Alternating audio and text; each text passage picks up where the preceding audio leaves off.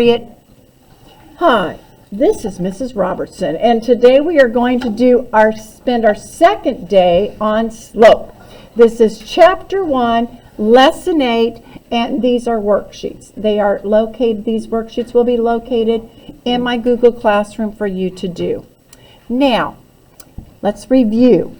Slope is the rate of change between any 2 points on a line. Now, I like the way this worksheet is set up because it sets it up as an equation.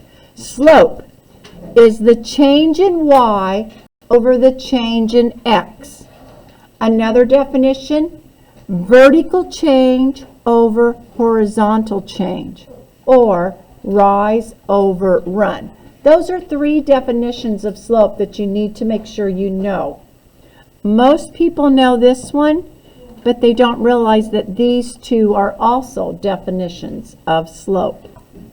Let's look at the first example. The table shows the length of a patio as blocks are added. Okay, when you have no blocks, you have no length. When you have 1 block, it's 8 inches long. 2 blocks, 16 inches, and so on.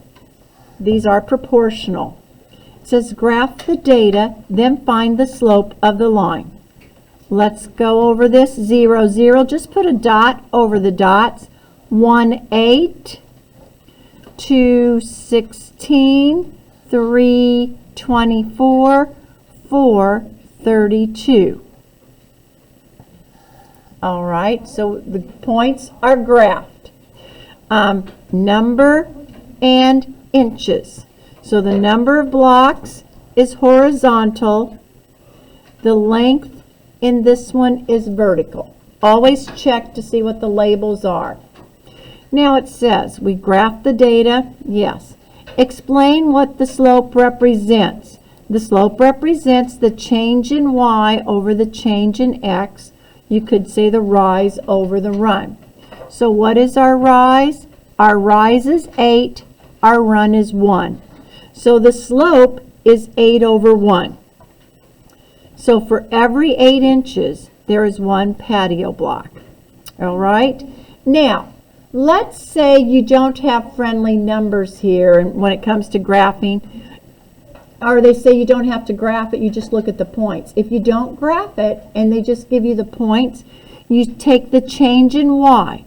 So here, they chose this point here and this one. These are the 2 they have, where y is 24 and y is 8.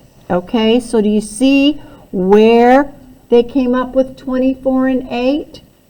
So this is my y, 24 minus 8 over 3 minus 1. So it's the change in y over the change in x. Any questions? You get 16 over 2, which simplifies to 8 over 1. So you can do slope without graphing. Everyone understand how to do slope without graphing? Good. Now let's go to the exercises. Graph the data, then find the slope of the line. Explain what the slope represents. Okay, cases is horizontal in this one. Juice bottles will be vertical. All right, over 1 up to 12.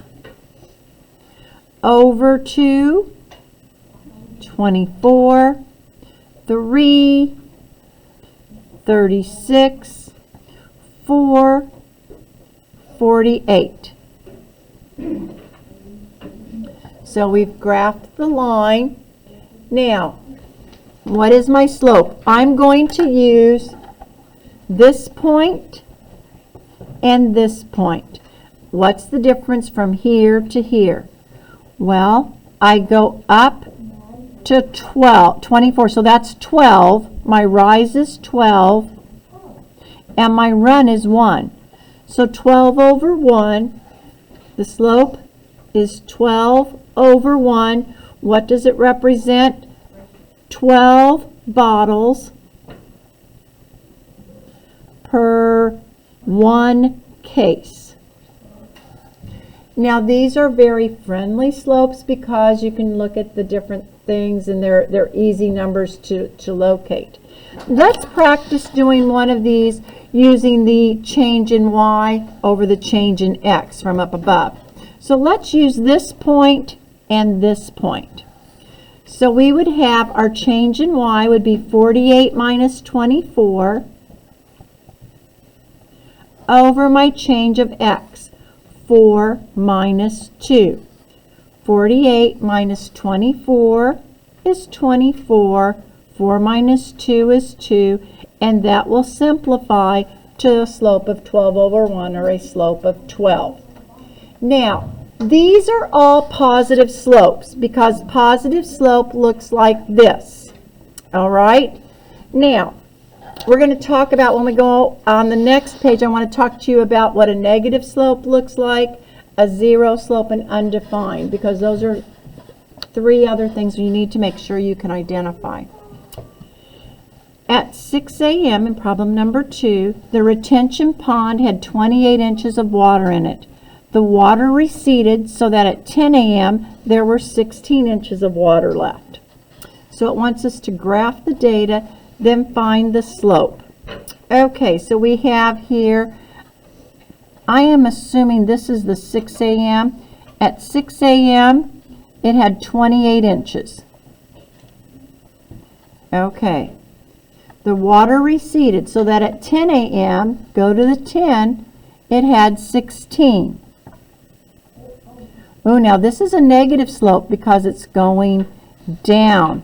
When the line goes down, it will be a negative slope. The other 2 were going up, so it was a positive slope. Now we have to figure out what the slope is. From this point to this point, you're going down. You're going from a 28 to a 16. And that is a difference of 12. So you have a negative 12, or it's going to be a negative slope. So 28 was a 12. And then we are going from 6. So we have 1, 2, 3 over 4. Our slope will be 3. Now let's go through and double check on this problem. Yes, thank you. It'll be negative 3 because we're going down in a negative 12. We're going to go, I'm going to show you later on how to do the formula for the negative slopes, on how to do this. But it's a negative 3. Let's go on now to the next side for your skills practice. Here you have 4 problems where you're going to graph the problem, and it says graph the data, then find the slope. Explain what slope represents. So I'm going to give you time to do these problems, and then I will give you the answers to the problems. So I'm going to put this on pause. Do the problems. Okay, in problem 1, $11 per hour. In number 2, we're going to do the y minus y over x minus x. I'm going to choose these 2 points. Okay, people, this is my y, the temperature is my x. So I'm going to have 56 minus 40 over 86 minus 78. I chose these 2 points, this one and this one. Sometimes it's easier to do this than to look at the graph. So 56 minus 40 is 16. 86 minus 78 will give you 8. 16 over 8 equals 2 over 1, or 2. And that's the correct answer, 2. The slope is 2. The number of people on the beach increases by 2 for each degree increase in temperature. Any questions? Now I'm going to be saying a couple people's names during class, and then I'll send this to your parents and they can watch it. Now let's pay attention and not distract others. Any questions on this? I have students that are not still real clear because this is something new. It's easy, but it's something new. Okay, let's go on to the next problem. Number 3, the answer is 100. And you're saying, how did you get that? Well, it's 50 meters in a half a minute. How many meters in a full minute? Well, it would be 100. Now, you have it over 1. It'll be 100 over 1 will be it's your rise from, if you go from here to here, your rise is 100 and you have to get it over 1. Over 1. So 100 over 1, 100 over to this one here, which gives you, it represents 100 meters per minute. Yes? What? In some of these questions, why does it not tell us what they want? Well, your goal is to get it over 1. And this is over a half. So your unit rate or your slope will be, we want to get it over 1 when possible. Okay? On all of these, they're proportional, so we want to get it over 1. Now let's go to number 4. Find the slope of the line on the graph showing the cost to download songs.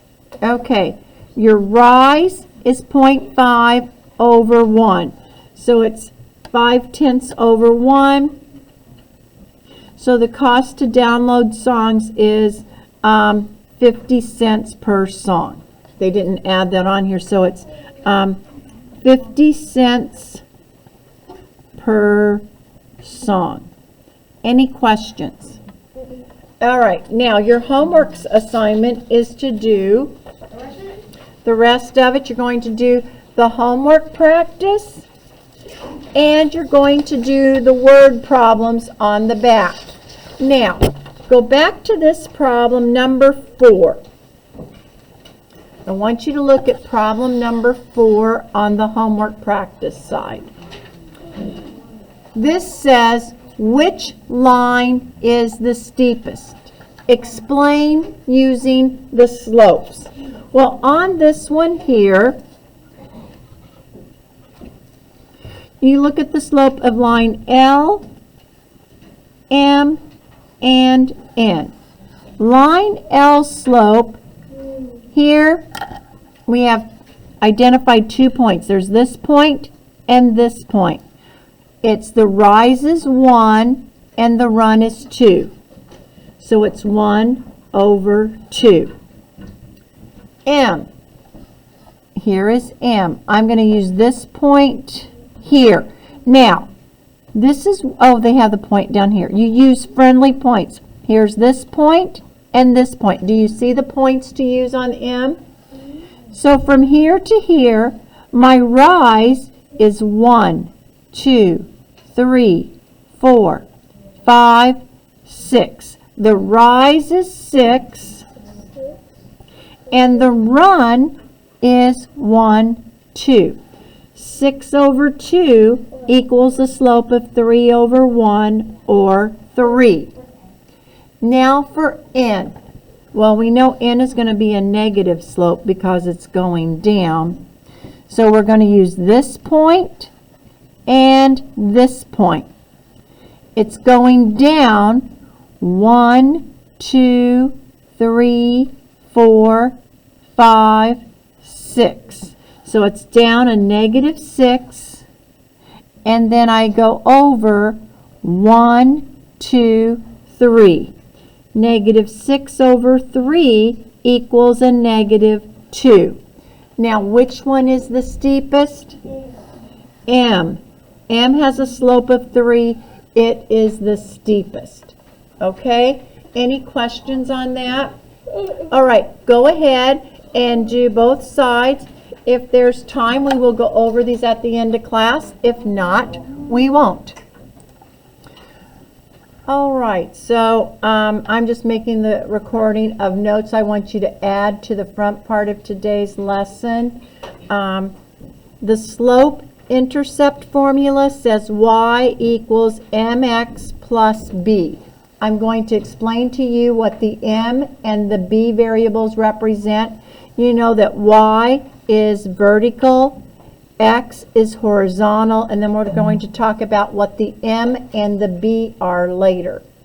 You need to draw a line of what a positive slope looks like, what a negative slope looks like, what zero slope looks like, and undefined slope. Those will be all, could be multiple choice where you have to determine, or matching where you match each word up with the line to make sure you know how to do that. Our quiz over this is going to be on Friday. So we have a quiz on Friday. Make sure you understand how to do these things.